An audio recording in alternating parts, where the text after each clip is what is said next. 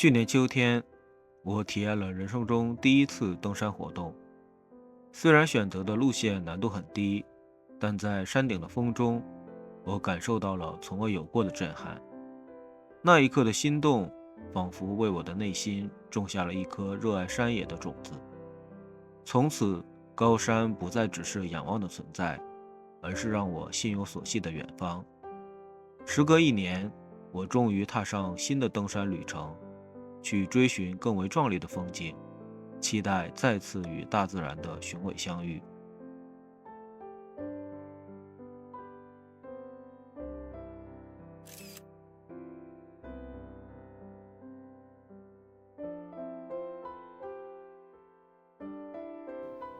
清晨的饭田，你好。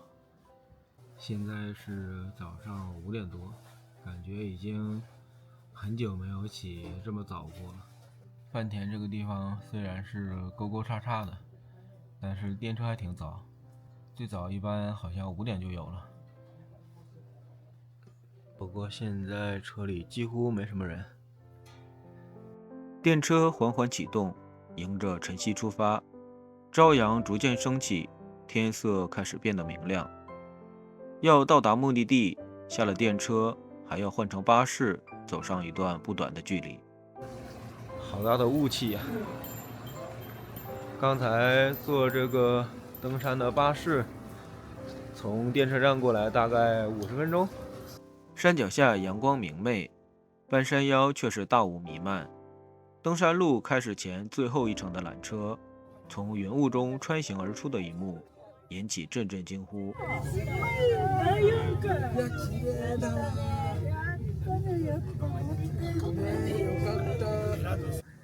这个景色太棒了！刚才在下边缆车站的时候，还是在云雾里，所以感觉是阴天。上来就是现在这个景色。再看看这边，山上还是有绿植的。现在下边在云雾里的时候还挺冷的，没想到这上边有太阳，感觉比下边要暖一些啊。给大家看一看上来要看的景色，就是眼前这个样子，真的非常棒啊。千叠夫宝剑岳，但是哪个是宝剑岳呢？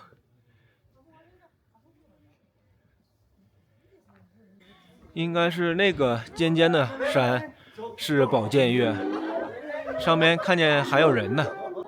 接下来我们也往上爬一爬，但是不见得能爬到山顶上去，走到哪算哪吧。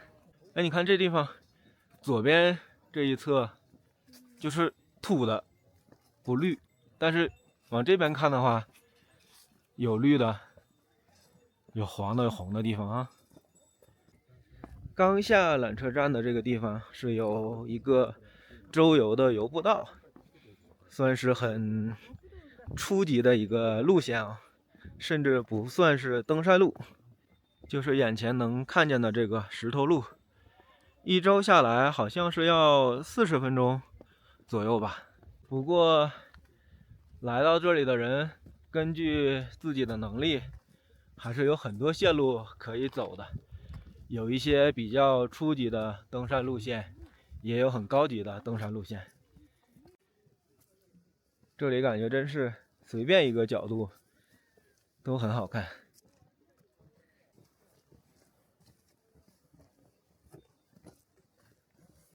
刚才还听见了有人带熊铃上来，我感觉这里这么光秃秃的，应该不会有熊。熊生活在这上面会饿死。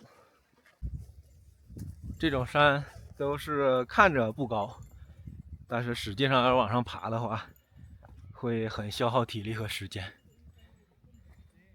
这里是分岔路，左边呢就是登山道，明显很陡了。右边就是游步道往回去的方向。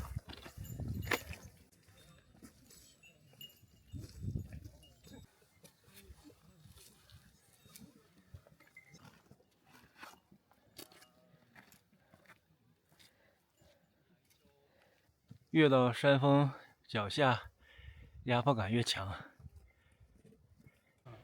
这些应该就是高山植物吧。中间的这个位置应该叫成岳净土吧。今天的目标呢，就是爬到上面去。左边这个可能是宝剑岳，感觉应该上不去。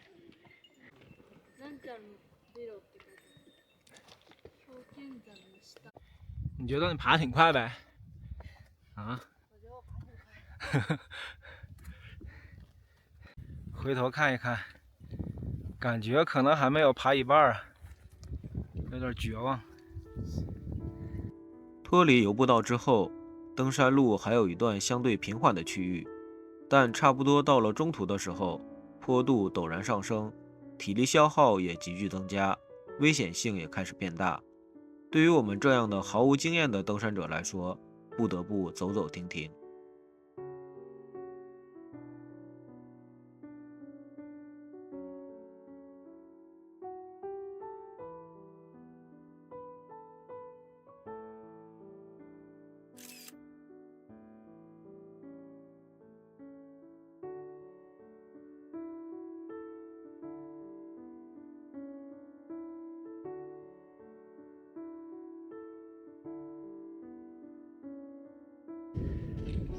到了有纯人工楼梯的地方了，应该是离胜利不远了。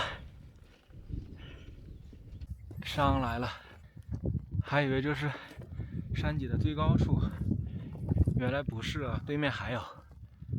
不过今天就到这里为止吧，不能再继续往前了。对于没有体力的菜鸟来说，要量力而行，适可而止。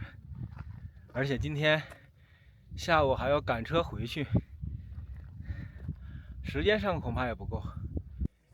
现在这个地方叫成岳净土，是登山路径当中最初级的一个打卡点了。左边，刚才在下边看见的是宝剑岳，不过到这里就可以了，就可以看到和下边不一样的风景了。啊，看看这边，真是连绵的山脉啊！而且主要这边山都是这个样子，都是很漂亮的形状。这几个房子是什么呢？一蓝一红，是啊，是酒店吗？那不就是住的地方吗？这里的海拔应该是将近2900米吧。神奇的是，这些牌子上没有写。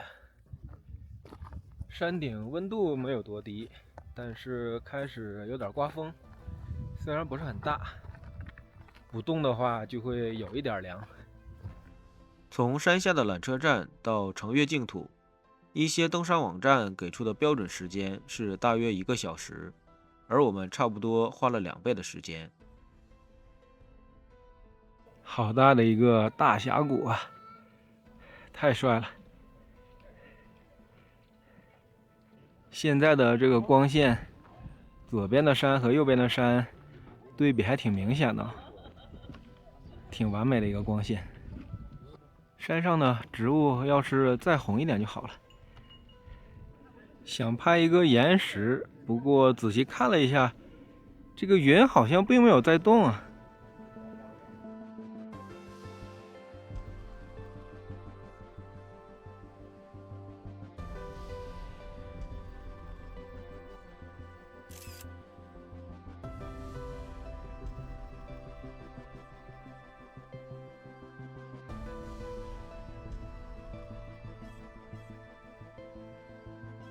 山顶的风轻轻拂过，带来了些许凉意，却留下了满心的欢喜。每一步登顶的坚持，都是与自然的一次心灵对话。下一次登山的旅程，我不确定会在何时开启，但我知道，每一座山都有它独特的故事，每一条路都藏着未曾触及的风光。人生如同攀登，每一个未知的方向都值得我们怀揣热忱去探索。愿这一次的记忆成为下一次出发的勇气。